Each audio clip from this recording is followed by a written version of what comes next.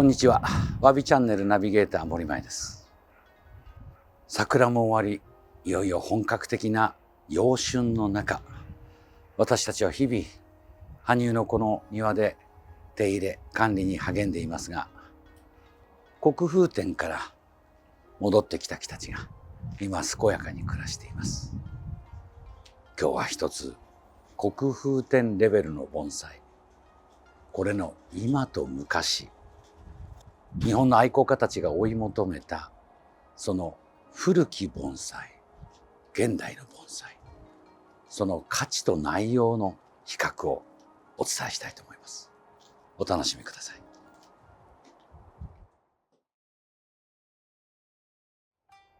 ここにご覧いただく5点の盆栽は、今年第99回国風盆栽展に見事に入選して出品された木たちです。真柏、黒松、赤松、さまざまなものがさまざまな樹形で飾られました。現代の国風展の一つの姿は、木の古さ、姿、そして鉢移りなどがありますが、現代の盆栽はどちらかといえば大変美しい仕上げをして飾られています。ここにある木々たちもそれに倣って端正な姿を皆さんに披露しています。このような姿が基本的な国風盆栽展のレベルの頂点と言われる仕上がりの状態ですが、盆栽は約100年以上の歴史の中で近代の盆栽が創出されました。果たして当時からこの姿が求められたものか。戦前戦後を通して愛好家やプロの盆栽家たちが盆栽の美に求めた内容が何だったのか、もう一度検証してみたいと思います。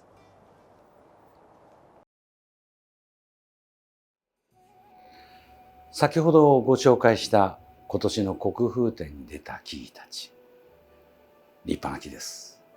現代の日本の盆栽界を代表する木たちの一例ですが、ここにある木をご覧ください。真柏の明樹として名高いこの木、今年国風展に出た木たちよりもすごく細いもので、私のこの腕の手首よりもちょっと太いぐらいです。それでも私たちプロたちの間では高い評価を得ているこの木、今から100年前、ちょうど昭和元年の頃から日本の盆栽界は大変な隆盛期を迎えました。その中で数々の名樹たちの記録が残されていますが、現代の盆栽と微妙に違う部分があります。今から87年前に残された本、この中にはさまざまな当時の盆栽の貴重な写真が残されています。この中に生きる盆栽、今の盆栽と微妙に違う。なんだろう。おそらくそれはもちろん木の古さ、そして天然の造形が作り上げたそのありようを残した木作り、そして何よりも作りすぎないように作るという美意識なのかもしれません。現代の盆栽はどちらかといえば針金施術をして大変美しく端正な姿を披露する形になっています。当時の残された記録や写真を見ると、あまりその作った姿が見えないんですね。もちろん当時から盆栽家たちは大勢いました。100年前と技術の差はあっても、実際には基本的な部分の盆栽の技は変わっていません。その中で何が違うかといえば、盆栽界、プロはもちろんですが、愛好家と言われる人たちが求めた意識があまり形骸化した作った姿を好まなかったように思います。人間が作った足跡があまり見えないようにというところがあります。もちろんこの心拍なども現代の名匠最高峰と言われる木村正彦先生にも幾度もお願いして手入れを重ねてきました。先生ごとく、いつ見てもいい木だねと言います。それはこの木の持つシャリや捻転する姿に心拍の美の真骨頂がきちんとあるからだと思います。表面的な美しさではなく、木の本質が持つ美しさ、ここが大切なのかもしれません。理想を求めた姿、自然の中にあるものを求める美、両方の盆栽がこの世界にはあるように思います。どちらかといえば小品盆栽、中品盆栽もおおよそが現代は丹精に作ったものが高い評価を受けます。流通市場もそうですね。ただわずかその霞の上に残された古来名木というものは変わらずにプロ作家たちがため息をつく内容と言われています。昔の本に残されたものを少しご紹介しながら、現代の盆栽、そしてぜひもう一度見直してみたい昔の盆栽、比較してみましょう。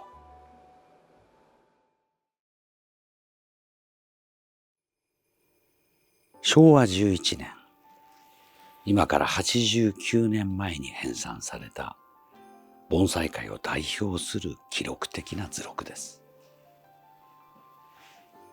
この本に収録されている内容は、当時の隆盛な盆栽界の歴史とその時に求められた盆栽たちの姿を物語っています。小当たりの名鉢の時にもご紹介した腕名器最高峰、通称李光章の腕が蝦夷松とともに収められた映像です。昔は小当たり盆木に写す数百年の樹齢の木が当然のように飾られていました。日本盆栽界を代表する一つ、五葉松名樹日暮の89年前の姿です。終生宝庫の腕名器に収められたまだ若かりし頃の日暮の姿が収められています。87年前、盆栽趣味勃興の中で雑誌社が特集を組んだ盆栽名木集の図録が今残されています。五葉松根上がりの天然樹形からなる県外です。自然のありのままの樹形を生かした姿が今も映像に残されています。穏やかな立ち姿の五葉松。それでもその木は針金も一切使わず、長い鉢の中の培養で木を良き意味で老成させて、ハサミによる枝作りで仕上がっている五葉松の理想的な枝さばきを見せています。珍しいえのきの盆栽。100年前の盆栽界でこのような木がそれでも楽しまれていたことに驚きます。何気なく見えるこの木。でもよく見れば、この写真の時でおそらく樹齢50年を超えているでしょう。無理に丸みある枝さばきにするのではなく、風を受けて立つ天然の樹形をあえてハサミ作りで創出したものでしょう。盆栽家たちの敬願に頭が下がります。今ではほとんど見ることのない野原の名樹です。枝さばき、そして天然の野原が持つ良さをあまり繁もさせすぎずに見せる絶妙の枝と細やかさのバランスが今の私たちに手本のように訴えています。梅の盆栽、まるで一筆から枝先まで描き上げたような絵心を持つこの木。故宮博物館にある宋の時代の盆梅図がこのような姿をしていたことを思い出します。枝を一筆で描き上げる。その心がそのまま息づいた木と言えます。心拍と並ぶシャリカン樹形の盆栽としての図章。穂村立つと言われる図章の陣の厳しさを表現したこの木は、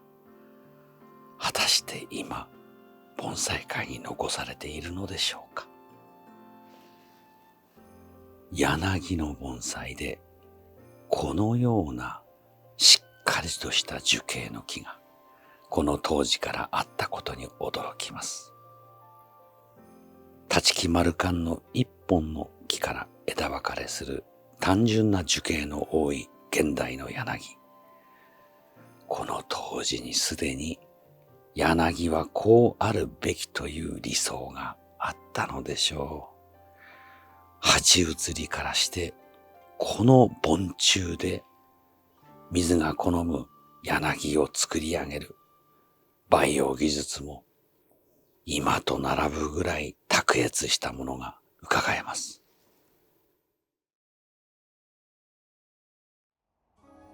古典の盆栽の素晴らしさ、現代の盆栽の匠と丹精さ、どちらがいいとか何が価値がある、そういうものではないと思います。ただ片方によるのではなく、盆栽界が100年の時を経て作り上げてきた美しさの意味というものを少しでもご理解いただければと思います。貴重盆栽として長く受け継がれた木、四国から畑から挙げられて作り上げられている木、いろいろな盆栽があります。でもそれはすべて人が時間という仲間と一緒に盆栽と語って作り上げていくものです。ぜひ皆さんも長い歴史の中に生きるさまざまな盆栽の美というものをご理解いただき、ご自分が好きなものを探してもらえればと思います。わびチャンネルは深いもの、そして誰でも分かりやすいもの、いろいろなものをアーカイブでご紹介させていただいております。ぜひチャンネル登録をしていろいろなものをお楽しみいただければと思います。本日もご視聴ありがとうございました。